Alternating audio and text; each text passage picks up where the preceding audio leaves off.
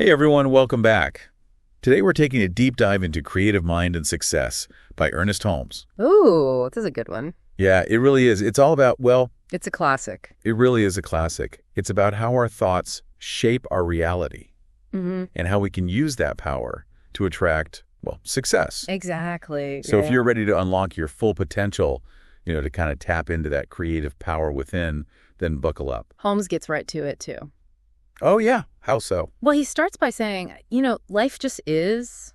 Okay, that makes sense. Yeah, I mean, we're experiencing it right now, aren't we? Breathing, thinking, feeling. Yeah. But he goes a step further, says life's not just, existing, it's conscious. So it's not just humans who are conscious. Right. He's saying everything is, even what we think of as, inanimate objects. Wow. Everything's keep this, inner knowing, Yeah. And it's all connected to this, bigger universal consciousness. Okay, now that's pretty mind-blowing. It is. And then he goes on to say that God, creates through thought. Through thought. Yeah, God makes things out of himself by thinking. Okay, hold on. So if our thoughts are that powerful, then why do we have free will? Well, that's a great question. Yeah. And Holmes says it's what makes us individuals, We get to choose our own path. We learn from our mistakes. So we're not just puppets then? No. But there's this catch. Oh. Yeah, the law of cause and effect. Our thoughts are the cause and our experiences are the effect. So we're creating our own reality with every thought we have. We got it. So then every thought matters. Every single one. He even tells this story about this woman who had a 50-pound growth. Oh, wow. Yeah, it was removed surgically, but then it grew back super fast. And he's saying, well, that growth had to come from the stuff she was taking in, like food, air, Right. Which means her thoughts, maybe even the unconscious ones, manifested as this physical condition. That's insane. Yeah, it makes you think, right? About what kind of mental atmosphere you're creating for yourself. Definitely. Because you're always attracting or repelling things based on that energy. It's like a magnet. Exactly. Yeah. If you're constantly thinking about lack or negativity, guess what you're going to attract? More of the same. More the same, yeah. But if you focus on abundance and success, then... You start to see those things manifest in your life. Interesting. Okay. Now, what about love? Where does that fit into this whole law of attraction thing? Well, for Holmes, love is the ultimate power. Really? Yeah, it's the biggest force for healing, drawing in good things, not just romantic love, but friendship, success, good health.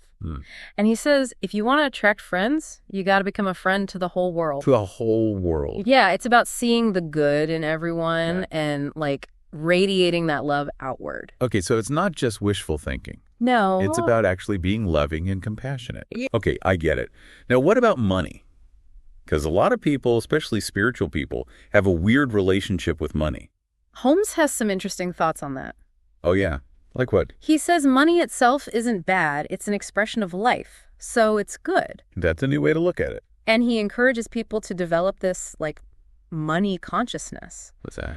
It's this inner knowing that abundance is your birthright, And it's not about greed or materialism. It's about recognizing your worth. Interesting. So it's about shifting your mindset from scarcity to abundance. Exactly. Got it.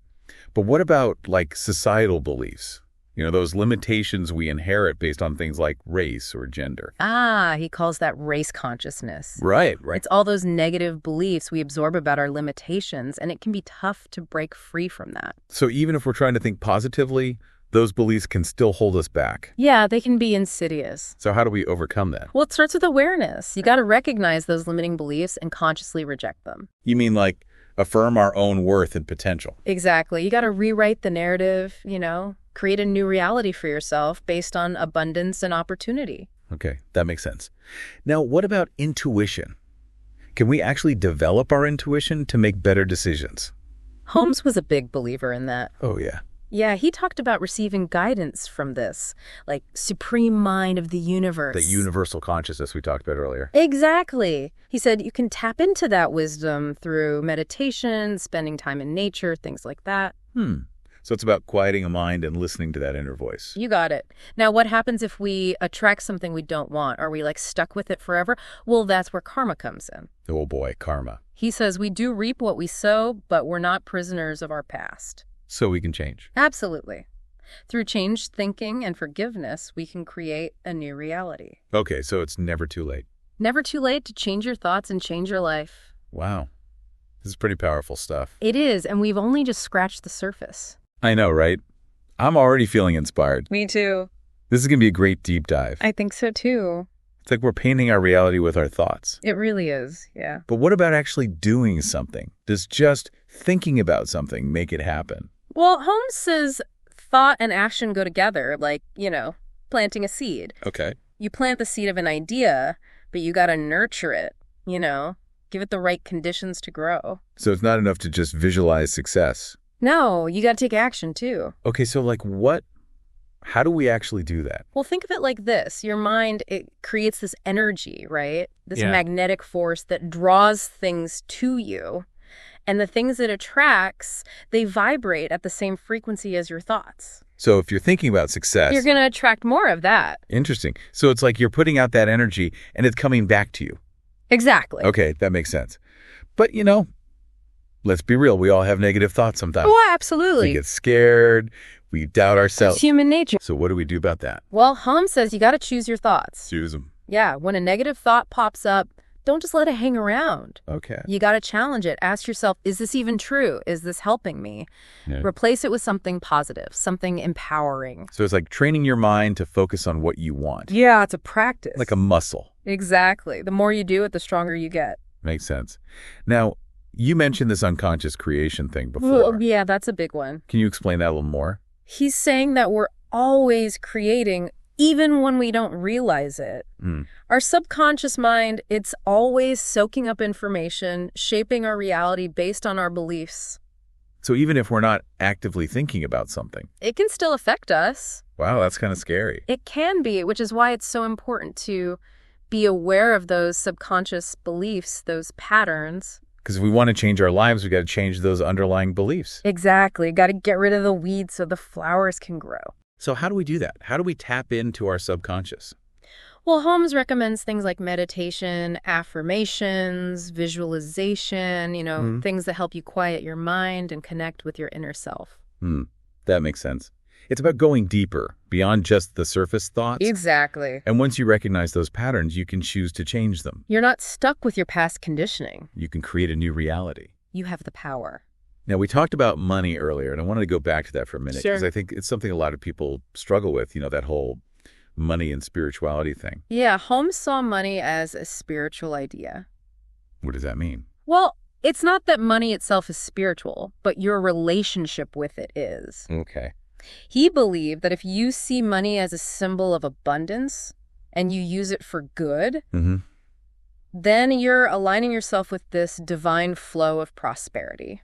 So it's about recognizing that the universe is abundant. And that you are worthy of receiving that abundance. Okay, so it's about shifting from that scarcity mindset to an abundance mindset. Exactly. Like that. Instead of worrying about not having enough, be grateful for what you have and trust that more will come. That's the spirit. And you mentioned race consciousness before. How does that tie into our ability to create success? Well, remember, it's about those negative beliefs we inherit, the limitations society puts on us. Right. And those beliefs, they can make you feel like you're not worthy, like you can't achieve certain things. Yeah, it's like these invisible barriers holding us back. And it's so important to be aware of those beliefs and to consciously reject them. So we can affirm our own worth, our own potential. Yes, you have to break free from those limiting stories. Create a new reality for yourself. And for future generations. A reality based on equality and abundance. For everyone. Now, what about intuition? How can we cultivate that inner voice? Holmes believed in spending time in nature, meditating, things that quiet the mind so you can hear that inner wisdom. So it's like learning to listen to those subtle whispers of guidance. Exactly. Trusting that you have access to a higher wisdom. That knows what's best for you. Absolutely. Okay, let's get practical for a second. Sure. How do we apply all this stuff to our everyday lives? Well, start by paying attention to your thoughts, your words. Yeah. Are you speaking words of abundance or scarcity? Are you focusing on what you want or what you don't want? I never thought about it like that. Just being aware of those mental habits is a huge step. So it's about becoming the observer of your own mind. And then consciously choosing to shift those thoughts. To a more positive direction. And then you take action. Action. When you get an idea, a gut feeling, don't ignore it. act on it. So it's about combining that power of thought with action. Exactly. You got to trust that the universe is supporting you. That you have everything you need to succeed. Exactly. Remember that money consciousness we talked about? Yeah. How do you think we can cultivate that? Well, Holmes talked about visualizing yourself already having what you desire. Right. Feeling that prosperity. Not just pretending, but really feeling it. Yes. And affirming your worthiness. Believing that you deserve financial abundance. And it's about shifting those beliefs, from I can't afford that to I'm attracting abundance. I like that. It's a powerful shift. But what about when things get tough? When we face setbacks? Well, Holmes stressed the importance of staying positive. Even when things are hard. Especially when things are hard. Yeah. See those setbacks as opportunities for growth, not failures. So don't let them derail you. Use them as stepping stones. Exactly. You have the strength to overcome anything. It all comes back to that inner power, that divine spark. It all starts within. Holmes also talked a lot about understanding and forgiveness in our relationships. He said, everyone is doing the best they can with what they know. It's about having compassion, recognizing that we're all on different journeys. So instead of judging or blaming, try to understand where they're coming from. Exactly. And that includes forgiving ourselves for our mistakes. Because holding on to resentment only hurts us. Forgiveness sets us free. So it's about choosing love over judgment. For ourselves and for others. It's about recognizing that interconnectedness, that we're all in this together. We are. So we really are all in this together. But, sometimes you attract things you don't want. What then? Are you just stuck with it? That's where karma and forgiveness come in. You do kind of reap what you sow, but you're not a prisoner of the past, right? Right. So you can change things. Yeah, you can. If you change your thinking, change your energy, you can change your experiences. So you're not destined to just keep repeating the same old patterns. Not at all. You have the power to create a whole new reality for yourself. That's pretty amazing. Yeah. But what about those times you just feel stuck? Like you're not making any progress? Well, Holmes says to be patient. Real change takes time. So it's not going to happen overnight. No, it's about being consistent, trusting the process. Like planting a seed and nurturing it. You can't expect it to grow into a tree in a day. Exactly. And sometimes you got to look at the soil, see if there's anything blocking that seed from growing. Those limiting beliefs we talked about. Yeah, those. Got to clear them out. So how do we do that?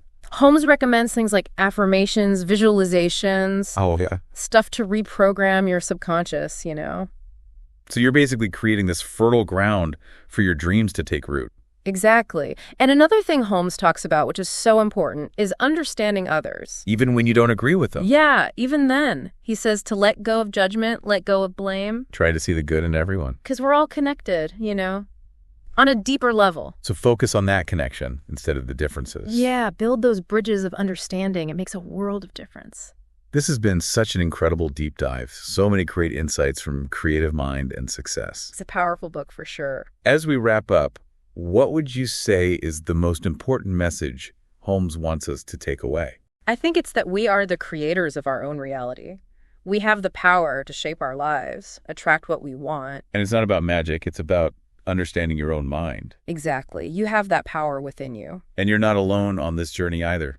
There's always support available. Always. So to everyone listening out there, remember that shortcut to success, it's right there in your mind. Start paying attention to your thoughts, cultivate that abundance mindset, and trust the universe has your back.